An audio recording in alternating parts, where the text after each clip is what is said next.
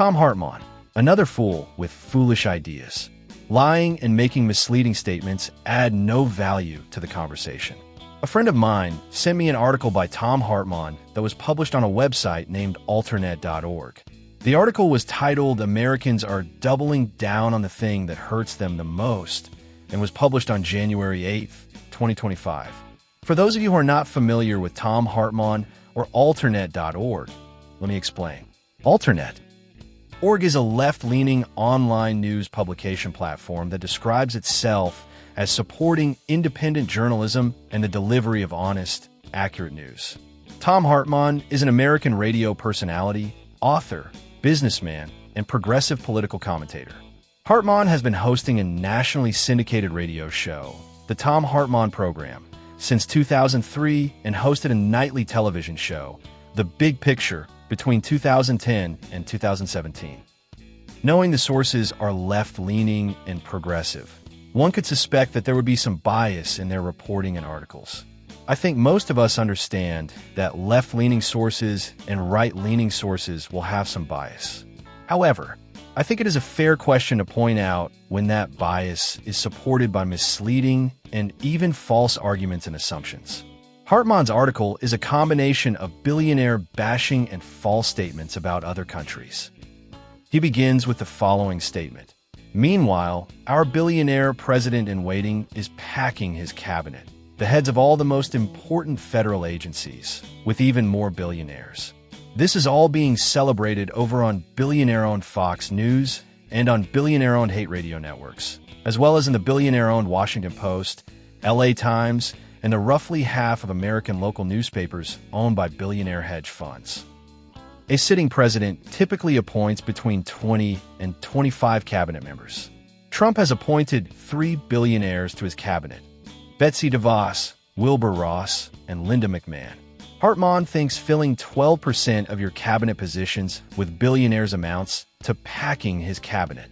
Hartmann then goes on to describe all the great things they have in other countries, and that we don't have those things because of billionaires. He states, other countries enjoy benefits like free healthcare and college, modern mass transit, and affordable housing, food, and drugs. They also have inexpensive internet and phone service without companies listening in and selling their information, schools that don't even need to mention school shooters, and streets and parks filled with pedestrians and children instead of tents for the homeless. Additionally, they benefit from renewable electricity that gets cheaper every year while cleaning their environment. We, on the other hand, have the world's largest collection of billionaires. I could delve into each one of Hartmann's claims, but let's just take a couple. Other countries do not have free healthcare and college. They simply have a different system for paying for it. One could argue the merits of those systems over our systems, but the claim that healthcare and college are free is simply false. Do the doctors and nurses in Germany and England not get paid? Do the medical clinics not pay rent on their facilities? Do university professors not get paid? In the past year, I have traveled to Costa Rica, Canada, France, Switzerland, and Germany. Is the food more affordable than in the United States?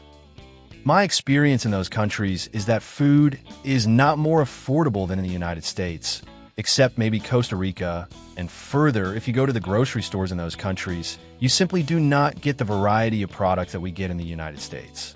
How about cell service? My Canadian relatives pay far more for their cell phones than I pay in the United States. And when they travel, their out-of-the-country plans are outrageous.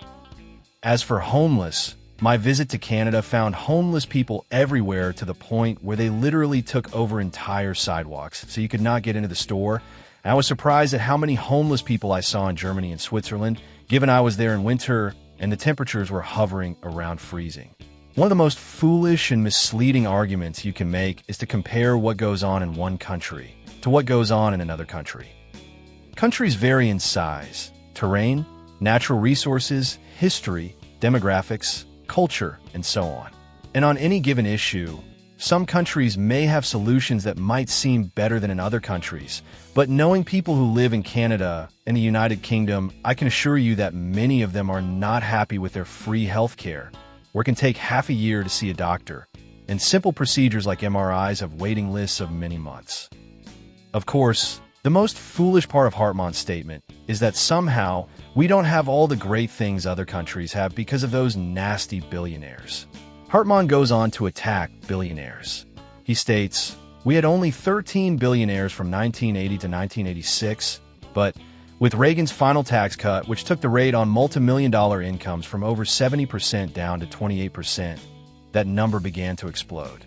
By 1990, there were 99 billionaires in America. Today, there are over 800 of them, representing a more than 50-fold increase in just 4 decades." He blames the creation of billionaires on the tax code, mentioning that in 1980, we only had 13 billionaires. What he conveniently forgets to mention is that a net worth of $245 million in 1980 is the same as the net worth of $1 billion today.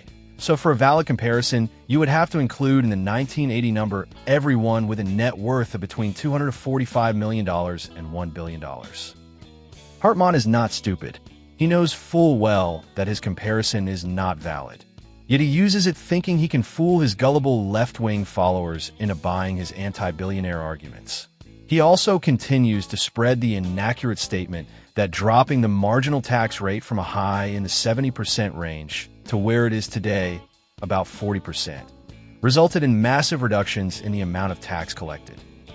The federal government has collected somewhere between 16% to 19% of GDP in taxes consistently since the end of WW2. What Hartmann fails to mention is that when tax rates are that high, there were a host of strategies available that allowed people earning high incomes to avoid paying high taxes. As one simple example, many businesses people took small salaries and had their businesses pay a host of personal expenses for such things as country club memberships, yachts, college tuition, and household staff. Today, most of those strategies are no longer available due to changes in the tax code. Instead of bashing billionaires, we should be celebrating them, or at least celebrating the system that allowed for the creation of those billionaires. Most of those billionaires became billionaires by creating a diverse range of products and services that we use and that has made our lives easier and more enjoyable. The founder of Hotels.com, David Lippman, is apparently worth about $1 billion. I can remember having to book a hotel through a travel agent, and I would never want to go back to those days. Hotels.com has made a profound difference in my personal travel experience and of creating hotels. Com made Lippman a billionaire, then good for him. Thanks, Dave. Hartmann then talks about the Citizens United case and somehow suggests that the verdict in that case has allowed billionaires to buy elections. I wrote an article about Citizens United, and you may not like the verdict, but from my analysis and the analysis of the Supreme Court, the decision was in line with the United States Constitution. Strange that Hartmann is worried about political contributions from billionaires, but silent on the massive political contributions made by unions, including the one that I am a member of. In 2024, unions contributed at least $200 million to political campaigns, and virtually all that money went to Democrats. In the United States, we can find a diversity of ideas and opinions on every subject. That's part of the way our system works. Take an issue, analyze the issue, and produce solutions based on an analysis of the facts. If we look at the same facts, we can come up with alternative solutions. But if we're using information that is not factual, such as claiming healthcare and education in other countries is free and blaming our society problems and billionaires, then we will never have outcomes that solve any of our problems. There is no law today that would stop people such as Hartmann from misleading and lying to his audience, and I am not suggesting there should be. While we have the right to free speech, I think every American also has the obligation to be suspect of the information that comes our way, to try to filter out the bias, and then to identify the facts, and finally make informed decisions. Thom Hartmann does a disservice to the founding principles and values of America and should be ashamed of himself. The worst part is that this is how Hartmann makes a living.